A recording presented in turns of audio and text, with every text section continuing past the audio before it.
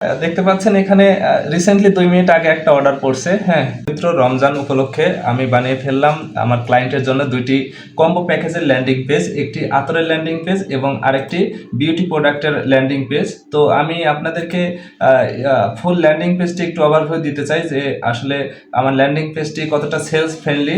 তো এখানে দেখতে পাচ্ছেন খুব সুন্দরভাবে প্রোডাক্টের যে বিবরণগুলো রয়েছে খুব সুন্দরভাবে সেকশন বাই সেকশন সাজানো রয়েছে এবং এখানে কল টু অ্যাকশন এবং যে অফার যেটা রয়েছে আসলে সেই অফারটাকে খুব সুন্দরভাবে এখানে ইনক্লুড করা রয়েছে এবং যাতে করে একটা মানুষ বা একটা কাস্টমার এসে যাতে করে তার নাম, ফোন নাম্বার এবং ঠিকানা দিয়ে যাতে করে অর্ডার প্লেস করতে পারে।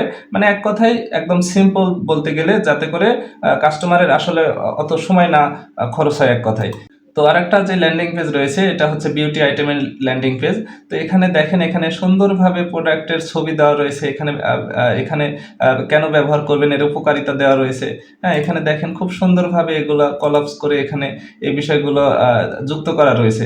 তো এখানে এছাড়াও কিন্তু এখানে কিন্তু এর অফার যেটা আসলে অ্যাকচুয়াল যে অফারটা কিন্তু ক্লিয়ার হতে হবে কাস্টমারকে।